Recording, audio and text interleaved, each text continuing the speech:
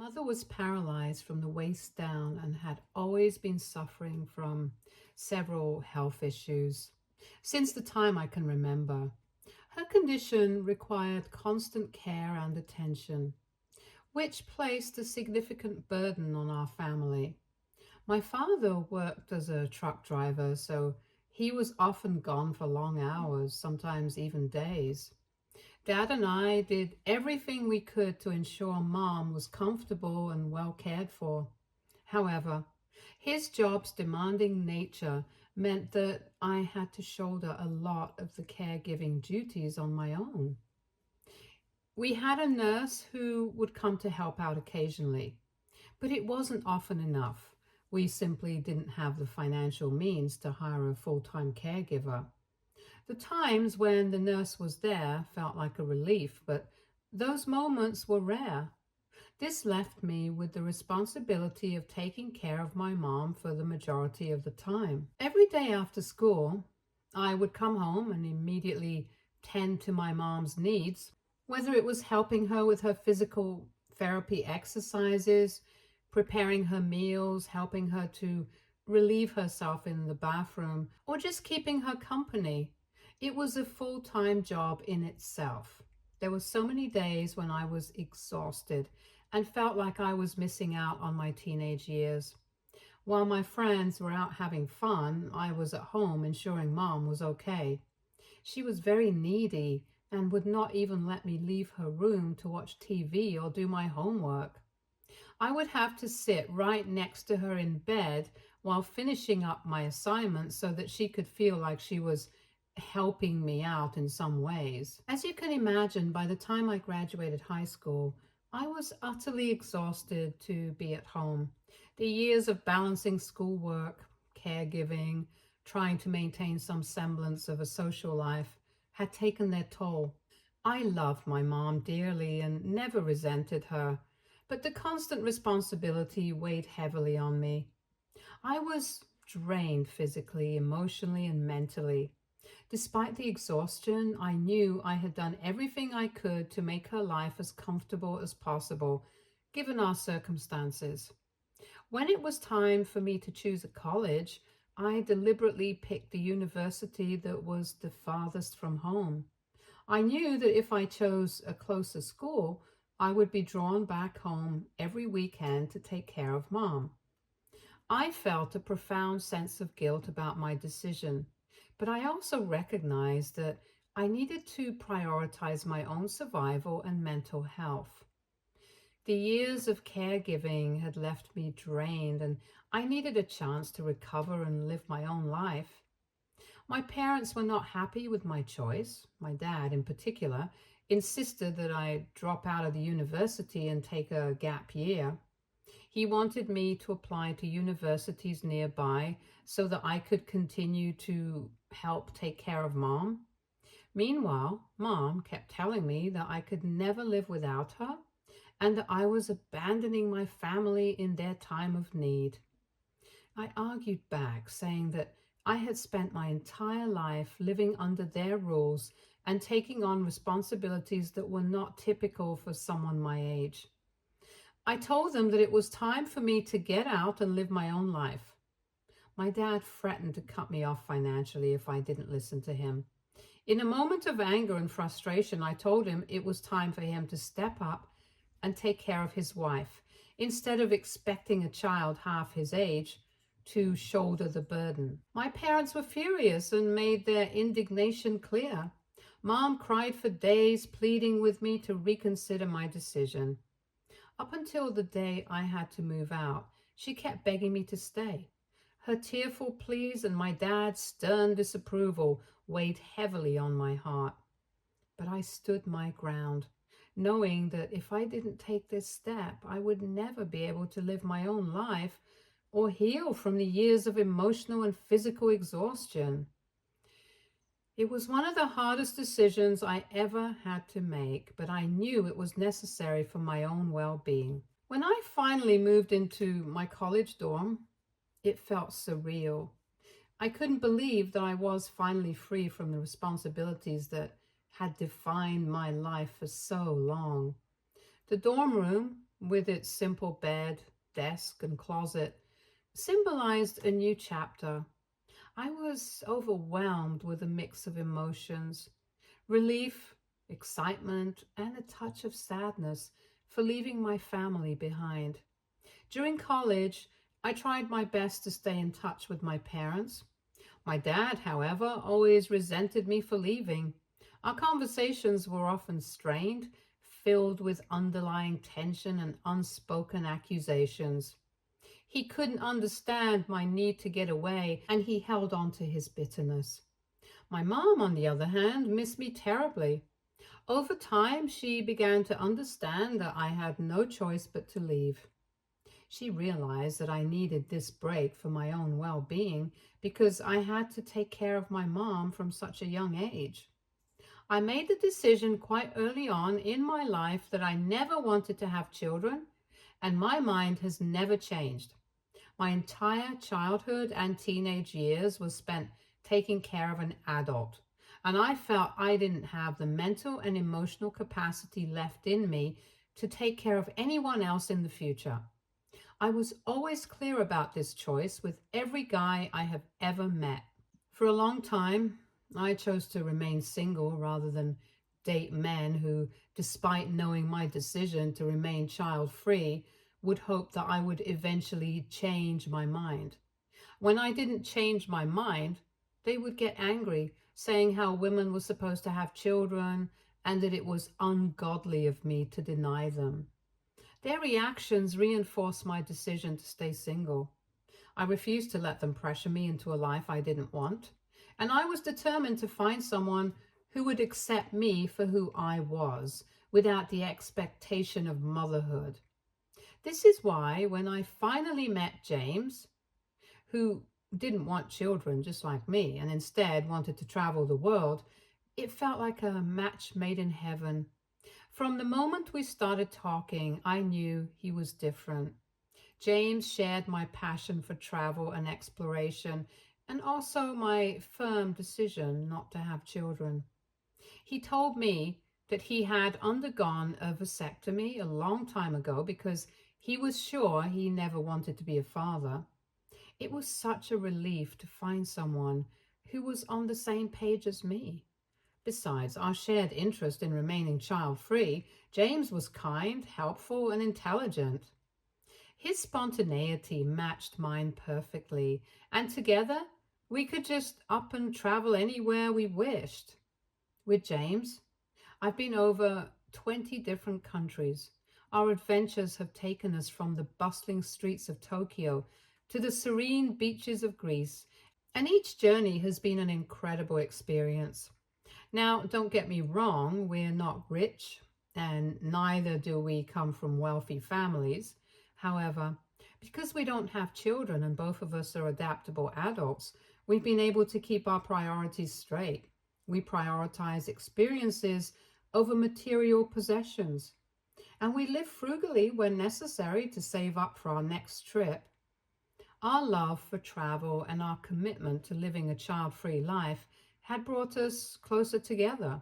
It's a partnership based on mutual understanding and shared dreams, and it has made our life together incredibly fulfilling. Everything with James is great, but I can't say the same about his family. Early on, James warned me that his mother and sister are very difficult to get along with. He shared multiple stories about how these two women have always judged every girl he has ever dated, never really approving of them. Over the years, his family has been consistently judgmental and always had an opinion about his lifestyle. James enjoys being a free spirit, embracing spontaneity and adventure. But his family has always wanted him to settle down and have a traditional job. This clash of values has been a significant source of tension between them. The situation escalated dramatically back when James decided to get a vasectomy. His mother, Vinnie, was furious when she found out. She was so angry that she stormed into his workplace and yelled at him in front of everyone, expressing her shame and disappointment that he did not want to become a father. She told him she was ashamed to have given birth to a son like him. That incident was a turning point for James. The public humiliation and the lack of respect for his personal choices made him realize that he needed to distance himself from his family. Since then, he has reduced his contact with them as much as possible. While he still loves his family, he understands that their constant judgment and disapproval are toxic to his well-being. James's decision to minimize contact has allowed him to live his life more freely. But it also means that there is an undercurrent of tension whenever family matters arise. James's mother did apologize to him several times after the vasectomy incident, which is why eventually he agreed to let me meet her. I was quite well prepared for the encounter, having grown up with pushy parents myself. James's mother, Vinnie, was exactly as I had imagined, short-tempered and very mouthy. In our first meeting, she immediately had opinions to share about my red hair color and the tattoo on my forearm. She didn't hold back her judgments, making it clear that she wasn't impressed. When she asked about my parents, I told her about my mother's disability. Vinnie then made a shocking comment, asking if that was why I wanted to marry James, so he could help me take care of my mom. I was taken aback, especially since James hadn't even met my mother at that point. Besides, why would I need to marry a man to take care of my mom? Her ridiculous words made me laugh out loud. Vinnie didn't like that at all and said she found my laughter very insulting. I didn't care and just kept eating my food without apologizing to her.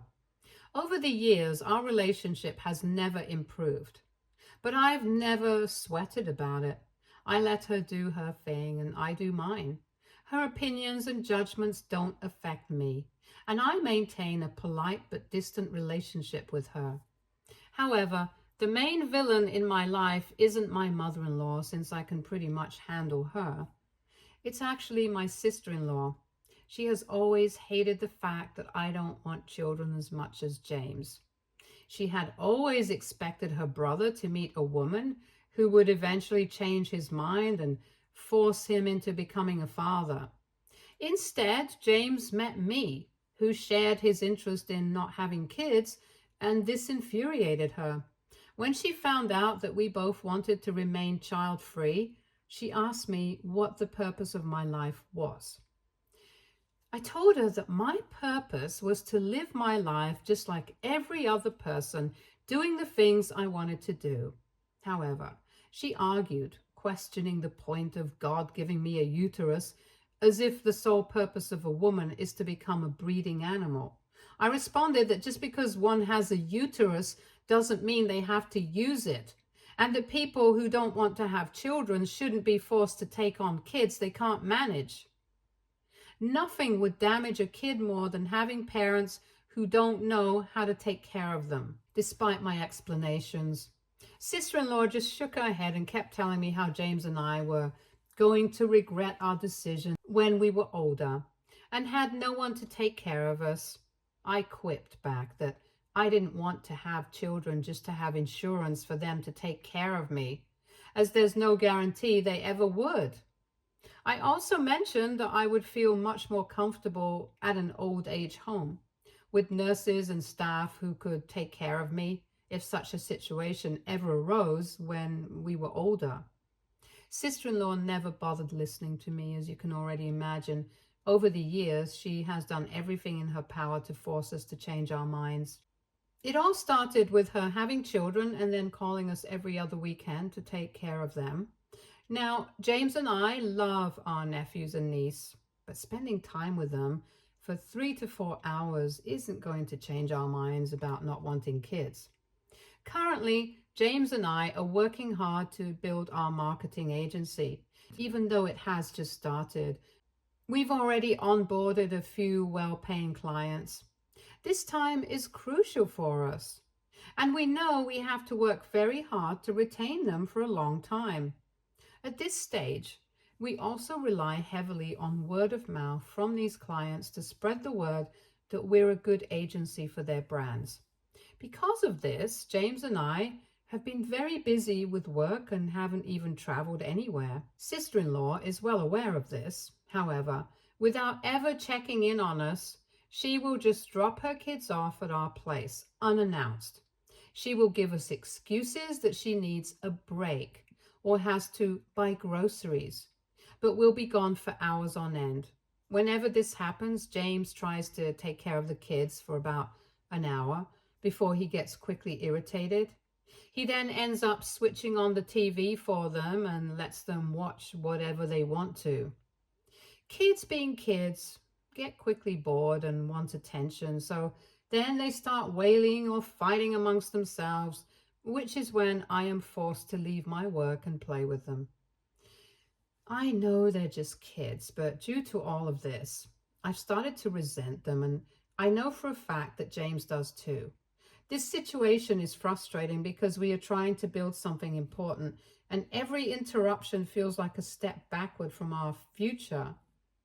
Despite my best efforts to maintain a good relationship with my sister-in-law, her constant disregard for our time and work commitments is creating a significant strain. We have had several talks with her, but she just dismisses our feelings, saying her kids are practically related to us by blood and that we should learn to live with them. This is why, for the past 2 months, James and I have been escaping to cafes to work, just to avoid his sister's unannounced child drop-offs. Whenever she would show up at our place, we'd tell her we were out meeting a client or had an important meeting that day. This way, we knew she couldn't leave the kids with us any longer. Of course, my sister-in-law would get furious that we were unavailable and would demand we come back home, but James would argue back, insisting she needed to watch over her own kids instead of pushing them onto us all the time. Later, my mother-in-law would call James to reprimand him about not helping his sister enough and how difficult it is for her to be a parent of 3. I would encourage James to tell her that if she cared so much about sister-in-law, then she should start taking care of the children herself. This would infuriate mother-in-law even more, as she'd then make excuses about being too old and having done more than enough. She would then continue to insist that we were young and needed to be around children. While we respected her perspective, we couldn't compromise on our priorities. The cafes provided us with a sanctuary where we could concentrate on client meetings, strategy sessions, and creative work without the unexpected disruptions that came with sister-in-law's unannounced visits. This strategy has been working well for us for quite some time, and while it hasn't resolved the underlying family tensions, it's given us the space we need to prioritize our work and maintain our sanity. Recently, my mother succumbed to her ongoing illness. When my dad called to deliver the news, I was devastated and completely shattered. Despite the distance that had grown between me and my parents over the years, I still loved my mother deeply, and the realization that she was no longer with us was incredibly painful. James and I immediately booked a car to drive back home, a journey that would typically take 3 to 4 hours depending on traffic. However, just as we were on our way, sister-in-law called James. She informed him that she was exhausted and needed a mental break, asking him to take care of her kids. James explained to her about my mother's passing and expressed his inability to help at that moment. He assured her that after we returned from the funeral, he would be available to watch over the kids so she could have her break. But sister-in-law's response shocked us both. She had the audacity to suggest that we take her kids with us to the funeral. She thought it would be a good idea for them to enjoy a long drive and spend a few days with us. I could hear every word she said because James had her on speakerphone in the car. I was baffled by her insensitivity and rolled my eyes. This was my mother's funeral, for God's sake, not a joyous trip to Disneyland. Her kids had never even met my mom, and the thought of bringing them to an event where people would be grieving was completely inappropriate and disrespectful to everyone, including me. Sister-in-law didn't even bother to ask James about me or how I was doing, yet wanted us to just take her kids off her hands. James again declined her and told her that he was driving, so he would have to call her back later. During my mom's funeral, I received only a couple of texts from my mother-in-law and sister-in-law offering their condolences. I didn't hear from them over the phone, but I wasn't too bothered at that time because my focus was entirely on honoring my mom's memory and supporting my family through this tough period. On the day of the burial, James started receiving numerous missed calls from his mother, which he chose not to answer. Since I had left my phone at home, I couldn't be sure if they had tried to reach out to me as well. When we returned home after the funeral in the afternoon, I was surprised to find several voicemails waiting for me from sister-in-law and mother-in-law. I initially thought they were reaching out to express sympathy for my mother's passing, but to my surprise, there were multiple voicemails demanding that James and I come back immediately to watch over the kids. They explained they wanted to go on a shopping spree, which left me taken aback and hurt as I listened to voicemail after voicemail from both of them, insisting on our return. James heard the messages too and immediately called his sister to confront her about their inappropriate demands. Like me, he was starting to get really frustrated with their insensitivity and selfishness during such a difficult time. We found it incredibly insensitive that they were more concerned about their own plans than understanding the emotional toll losing my mom had on me and James. However, when James finally got in touch with his sister, she informed us that she was already with mother-in-law on the road and they had left her kids at home. She insisted that we needed to drive back to her place immediately, as it had already been 30 minutes since they had left after sending us the last voicemail. James incredulously questioned if she had in fact lost her mind, since we had just come back from burying my mother and there was no way we could drive to her place at the moment. Hearing this in the background, mother-in-law started to yell at him, accusing him of only prioritizing his wife and having no problem driving with me to my mom's funeral. She said he should also prioritize his family and have no issue driving back immediately and taking care of his nephews and niece. James pointed out how they could not just force us to drop everything for the kids, especially when we were still in mourning. However, sister-in-law defended herself, stating that she had left the TV on and provided enough food for the children, so we didn't have to do much for them. But she insisted that we needed to return home as soon as possible because the kids would get hungry soon. My eyes widened in shock as I started to realize that she sounded quite serious. As a result, my husband and I decided to drive to her home, even though we were exhausted. We called sister-in-law several times throughout our drive, but she let our calls go to voicemail each time. We kept hoping and praying that she was probably pranking us and that she would not actually abandon her own children. When we finally arrived at her place, our worst fears were tragically confirmed. We entered her living room to find all her 3 kids in a state of distress, hungry, crying, and visibly shaken. The sight of their tear-streaked faces and desperate cries tore at our hearts. It was clear they had been left alone for far too long and looked very relieved to see us there. Immediately, we rushed to comfort them, providing food and soothing words as we assessed the situation. Guilt and anger surged within us, and how could sister-in-law have been so reckless, so indifferent to her own children's well-being? However, to our further horror, we discovered James's niece in distress, as she had half a crayon stuck in her nose. She was apparently playing around with crayons and was now struggling to breathe properly. We had no idea how long she had the crayon up in her nose, so we immediately dialed 911, explaining the urgent situation.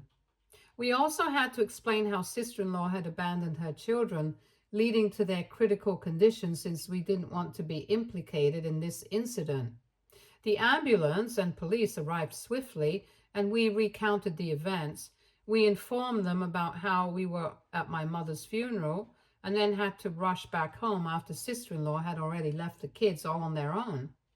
Eventually, CPS was notified, and by then, we knew this was a serious matter.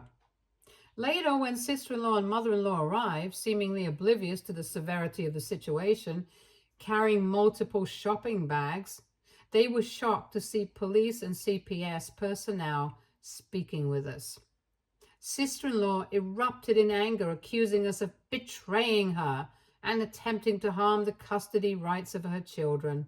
She tried to explain how she had left the kids at the safety of her home and that she knew me and my husband would drive back home immediately, so her kids were never actually in any real danger. Fortunately, CPS and the police didn't agree with her. Following these events, sister-in-law has been arrested for abandonment, and the children have been put under our care temporarily since their father lives in another country and will take some time to fly back home. Mother-in-law is furious at James and me for involving the authorities and has threatened legal action against us. According to her, we have mentally harassed and endangered her daughter by getting her arrested for no reason, as this could lead to sister-in-law losing custody rights permanently. Are we the a-holes for reporting sister-in-law and possibly ruining her life? Update 1. Okay, so instead of repeating myself in the comments, I'm going to clear up a few things here. James's father passed away when he was quite young. This is why mother-in-law and sister-in-law have always been so involved in his life, as they both feel they have practically raised him together. Obviously, that's not true, because according to James, his mother and sister used to abandon him as a child all the time to do their own thing, so he learned to pretty much take care of himself all on his own. This is also the #1 reason why he has never wanted to have kids after watching his mother be such a terrible parent to him and his sister. My husband does stand up to them all the time, but they just refuse to take no for an answer. Sister-in-law and her ex-husband are divorced.